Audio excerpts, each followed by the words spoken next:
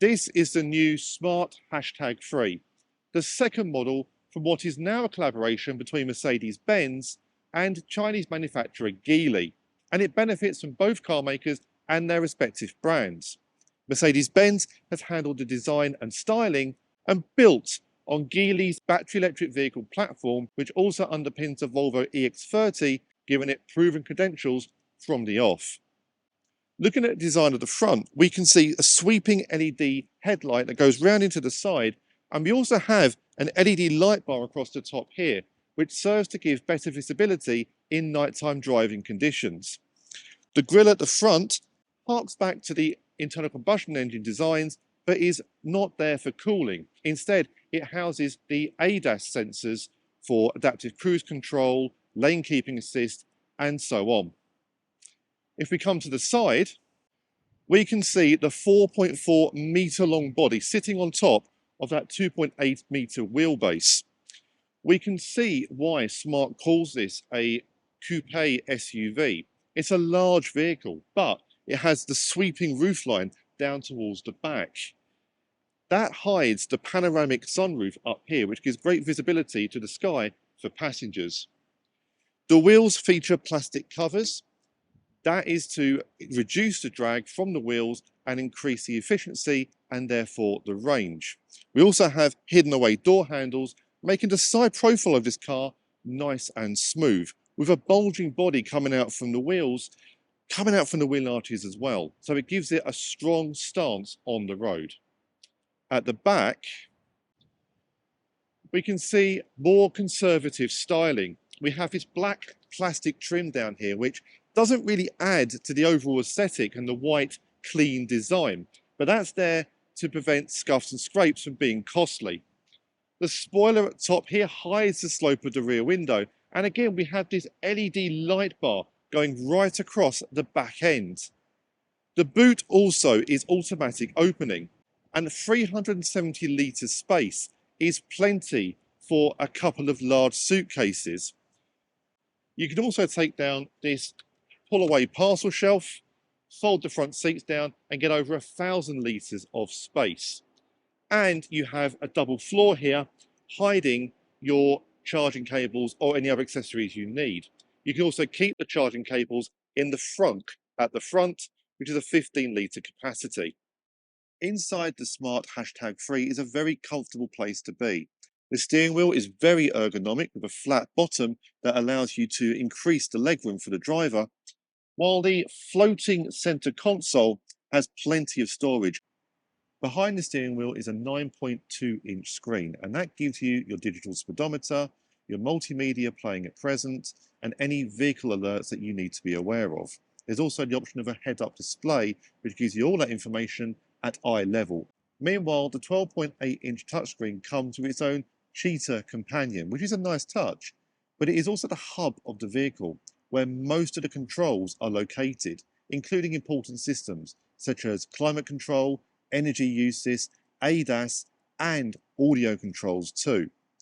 That means it can be quite distracting, especially for the driver when they're in motion, with many commands also hidden in sub-menus, meaning you have to go through 1, 2, 3 or more layers to find the control that you need.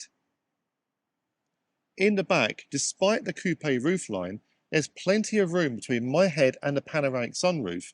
There's also a lot of leg room, even with the driver's seat back quite far. It's comfortable here. There's plenty of bolstering and padding. There's also a central armrest with a drinks holder built in and a ski hatch to the boot. You could easily fit 2 adults in the back, 2 adults and a child if you want to make use of the entire rear bench, which also features a flat floor as there's no central tunnel. Driving the #3 is comfortable. The seats really do hold you in. The suspension's quite light, so it soaks up most of the bumps. That's good considering it's a heavier EV. The steering is a little bit vague at times, especially if you're taking a corner at a fairly high speed. You do wonder if the front end is actually going to grip, and that's with all the electronic programs helping it to do so. But overall, it's a nicer experience. Now, when it comes to the electric vehicle toys, the regenerative braking is not so great. There's three modes of driving: comfort, eco and sport. You can also have the regen braking up to medium or high, but it doesn't really seem to be a lot of difference.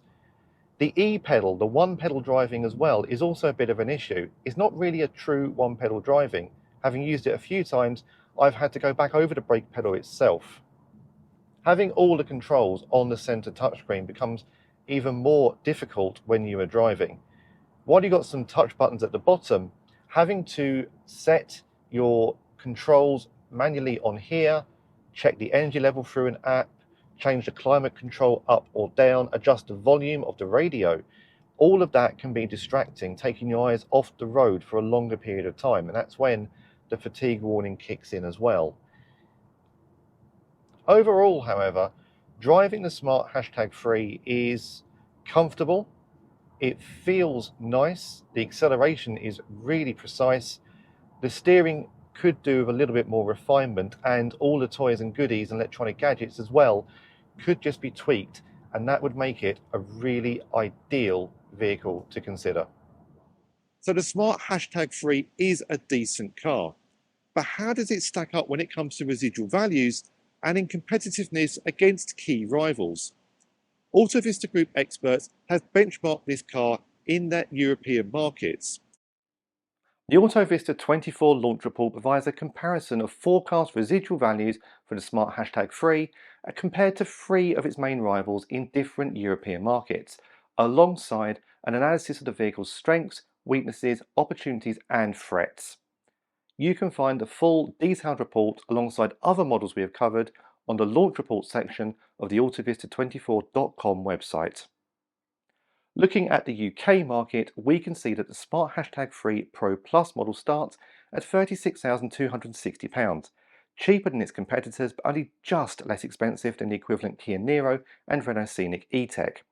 It is, however, just under £9,000 cheaper than the Volvo EX40. After 36 months and 30,000 miles, the Smart #3 is forecast to hold 41% of its list price, dropping to a value of £14,806.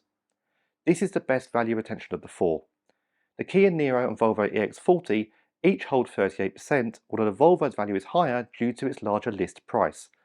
The Renault Scenic is forecast to have the worst performance in terms of value retention, dropping to just 35% of its list price. So the Smart #3 does well to borrow the best elements from Mercedes-Benz and from Geely. It's comfortable, it's got performance, and it has a nice design. The controls via the touchscreen are not a great option, but everything else comes together to produce a decent car that looks good on the road and is a great addition to the increasing battery electric vehicle car park.